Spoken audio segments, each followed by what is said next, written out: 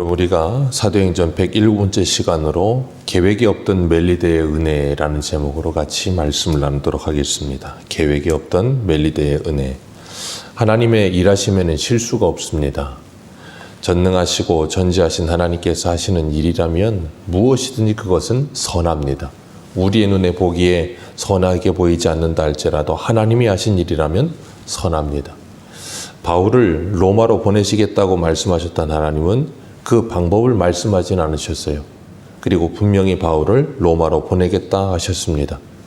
그 말씀을 믿었던 바울은 유라굴로 강풍 앞에서도 안심할 수 있었고, 두물머리에서 배가 파선할 때 군인들이 죄수들을 죽이자 할 때도 하나님은 백부장 율리오의 마음을 움직이셔서 바울을 구원하려고 하여 뜻을 막고 헤엄쳐 해안으로 가게 하시고, 그리고 수영 못하는 사람들은 널조각이나 어떤 걸 붙들고 해안으로 가게 해서 하나님이 바울에게 말씀하신 것처럼 276명의 모든 사람이 다 이제 구조를 받게 됐습니다. 하나님께서 배는 망가져도 사람은 죽지 않는다라고 말씀하셨는데 한 명도 죽지 않았어요. 그리고 28장에 보면 구조된 후에 그 섬을 알았는데 멜리데라 그랬습니다. 이 멜리데라고 하는 섬은 이 피난처라는 뜻을 가지고 있고 꿀이 흐르는 곳이라는 뜻을 가지고 있기도 한다 그래요. 이 멜리데라는 섬이 그런 섬인데 거기에 지금 이제 표류해서 거기에 이제 도달하게 된 거예요. 그리고 비가 옵니다. 우리가 27장에서 보았던 것처럼 이때 날씨가 겨울이라 그랬어요. 그래서 지중해 바람이 불어서 더 이상 항해할 수 없는 상황이라 겨울이고 비가 오고 바다에 빠졌었고, 뭐 거의 그냥 물에 빠진 생쥐처럼 온몸이 다 젖었겠죠. 얼마나 춥겠습니까? 그런데 그곳에 있던 원주민들이 이들을 특별히 동정하여서 불을 피워줬다는 거예요. 참 얼마나 감사합니까? 이 겨울에 추운데 불을 피워주어서 그들이 그 몸을 녹이는데 바울이 거기서 같이 나무 한 움큼을 가져다가 불에 던지는데 그 불이 뜨거워서 독사가 튀어나와서 바울의 손을 물었다는 거예요. 독사가 튀어나와 바울의 손을 물었는데 그 모습을 원주민들이 보고 즉시로 4절 말씀 같이 한번 읽어봅니다. 시작. 원주민들이 이 짐승이 그 손에 매달려 있음을 보고 서로 말하되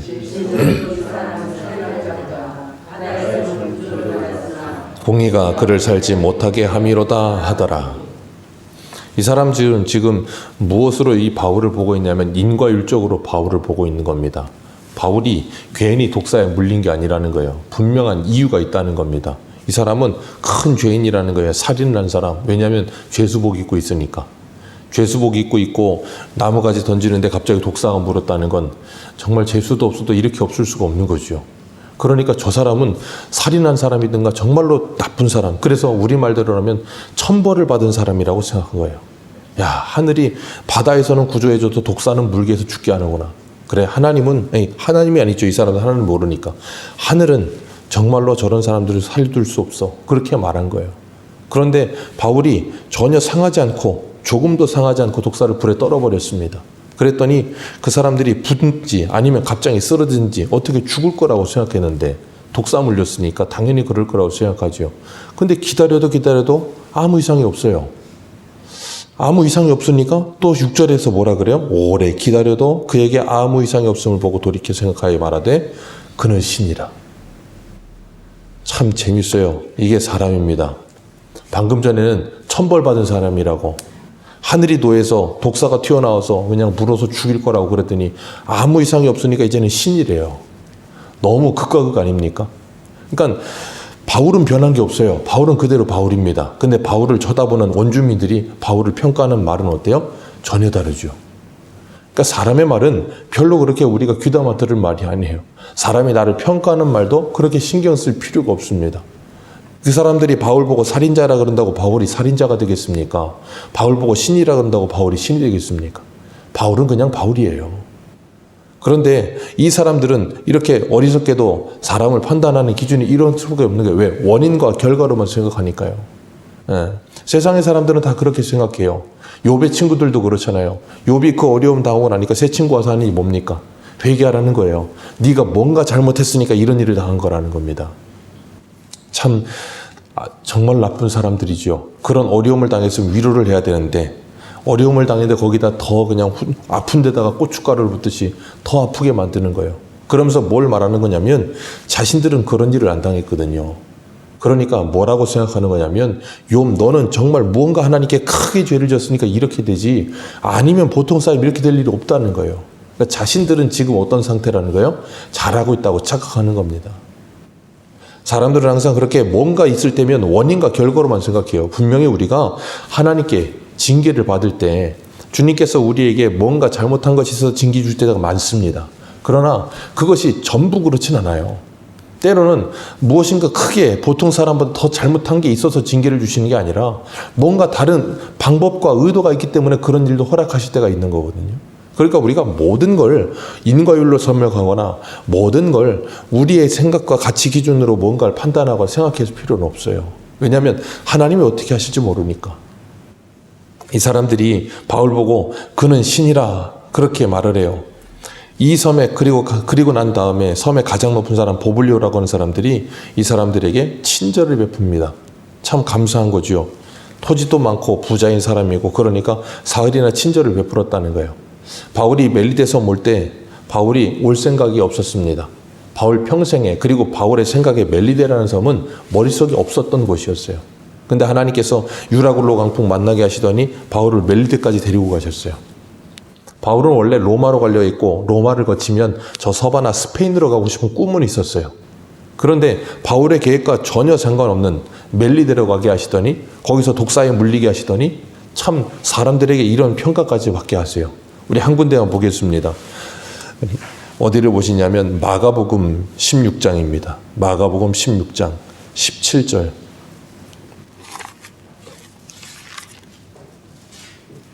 마가복음 16장 17절.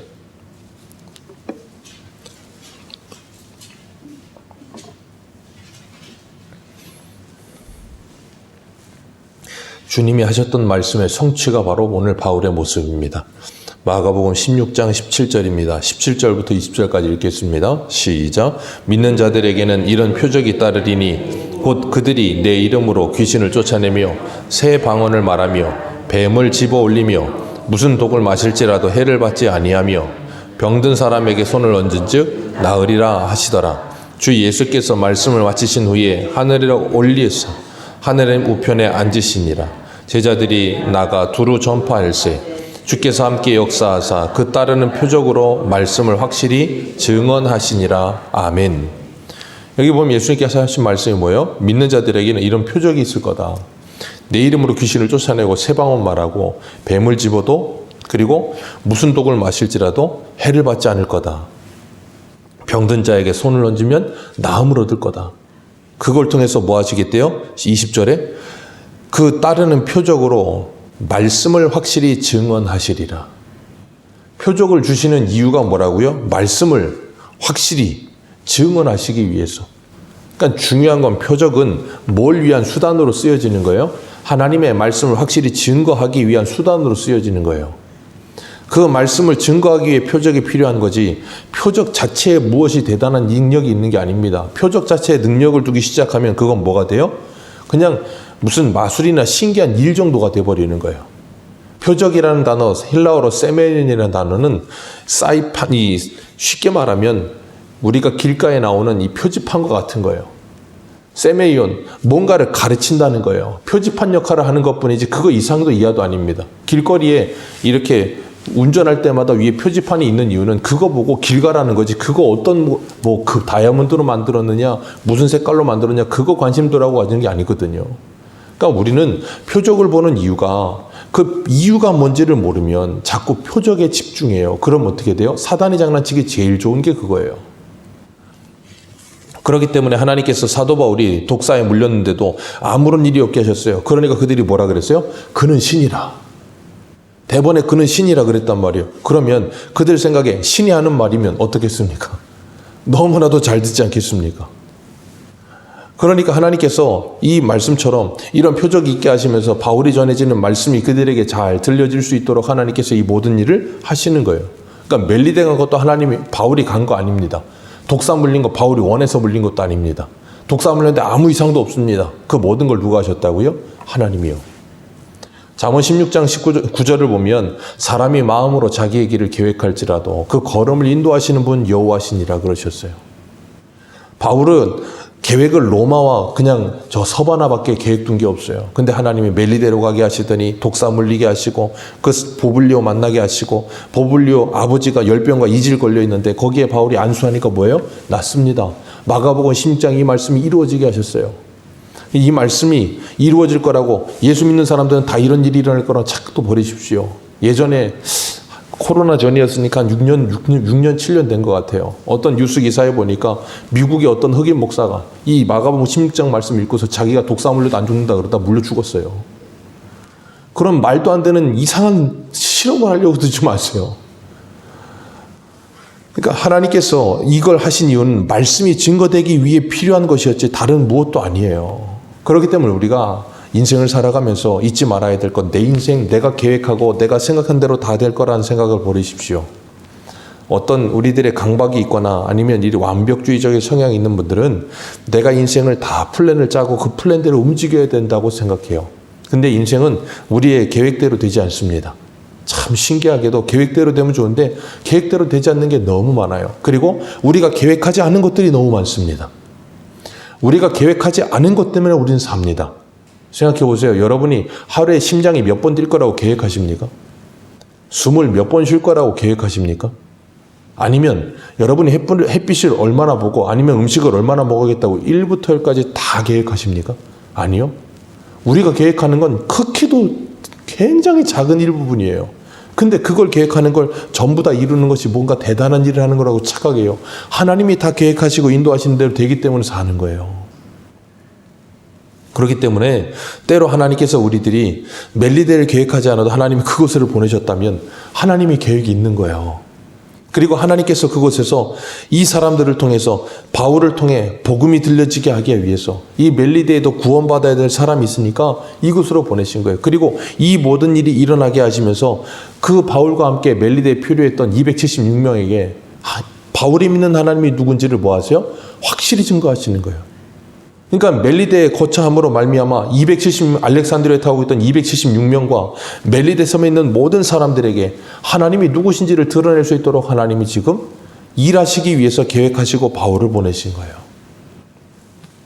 그래서 보블리오의 아버지가 열병과 이질 걸려 있을 때 바울이 안수하니까 즉시로 낫습니다. 그 일로 인해서 많은 사람들이 와서 바울에게 엎드려서 병고침을 받고 그들이 후한 대접으로 바울을 떠날 때까지 그 쓸 것을 다 예비했다는 거예요. 이들이 왜 표류하게 됐습니까? 미양에 머무르자는 바울을 말 믿지 않고 저 베닉스 가면 더 겨울 보내기 쉽다라 그래서 베니스 갔는데 베니스보다 더 좋은 멜리데 보내신 거예요. 표류하면서 거기서 3개월 동안 뭐예요? 후한 대접을 받습니다. 겨울 동안 필요한 모든 걸 다 대접받도록 누구를 통해서? 바울을 통해서. 참 하나님의 일하시는 걸 보면 참 신기해요. 그래서 그렇게 하나님께서 하나님의 말씀이 증거되어지게 하시고 하나님의 뜻이 이루어지게 만드세요. 오늘 우리들도 우리의 인생을 살아가면서 우리가 생각지도 못했던 이 멜리데에 바울이 떨어진 것처럼 영종도라는 곳을 아셨습니까? 영종도라는 걸 여러분이 살아오시면서 계획하시면서 내가 영종도 가서 살 거야 라고 생각하신 적이라도 있겠습니까? 생각도 없었고 영종도 이름도 들어보지 못했을 거예요. 공항 아니면 영종도 누가 합니까? 그런데 이 영종도에 오게 하시더니 여기 터를 잡게 하시고 세소만교에 오게 하셔서 여기서 신앙생활을 하게 하세요. 하나님의 계획하심입니다. 하나님의 보내심이에요. 우리는 계획이 없어요. 근데 하나님이 보내게 하셨다면 이곳에서 분명히 하나님이 할 일이 있으신 거예요. 그리고 오늘도 분명 우리에게는 이 멜리데 섬과 같은 사람 아니면 장소 우리가 원치 않는 계획이 일어날 수도 있어요. 내가 만나려고 했던 사람이 아닌데 만날 수도 있어요. 그건 하나님께서 그 모든 계획을 통하여서 하나님의 뜻을 이루기 위한 하나님의 놀라운 은혜라는 걸 기억하시길 바랍니다. 내가 계획하지 않았어도 그곳으로 가는 거예요. 그래서 우리가 하나님께서 우리에게 하나님의 뜻을 이루어 가실 때 내가 기억해야 할 것, 하나님께서 나를 통해 어떤 일을 하실까? 나는 하나님의 복의 통로로 그리고 하나님의 말씀의 통로로 어떻게 그들에게 말하고 그들과의 만남을 이루어 가야 될까? 고민해야 되는 겁니다. 그러니까 우리가 사람을 만날 때 그냥 만나는 거 아닙니다. 우연히 만나는 것도 아닙니다. 필연입니다. 하나님의 계획 속의 만남이에요. 그리고 모든 상황을 만날 때, 모든 환경을 만나는 것 또한 하나님의 계획하심이 있습니다. 그래서 우리가 그 하나님의 계획하심을 다 이해할 수 없을지라도 우리의 자세와 그리고 우리의 태도만은 사도 바울처럼 때를 얻든지 못 얻든지 어떤 상황이 오든지 하나님께서 나를 통해 하나님의 일을 하실 것이다. 그 분명한 확신을 가지고 이 멜리데 피난처, 우리의 피난처 대신 예수 그리스도에게 피난하셔서 정말 우리가 예수 그리스도의 쉼을 얻고 그 말씀을 얻어서 오늘도 우리가 만나게 될 멜리데와 같은 사람들, 상황과 환경들, 그들에게 하나님의 말씀을 증거할 수 있는 복된 하나님의 사람으로 세워지는 저와 여러분들 되시기를 주님의 이름으로 축복합니다. 기도하겠습니다.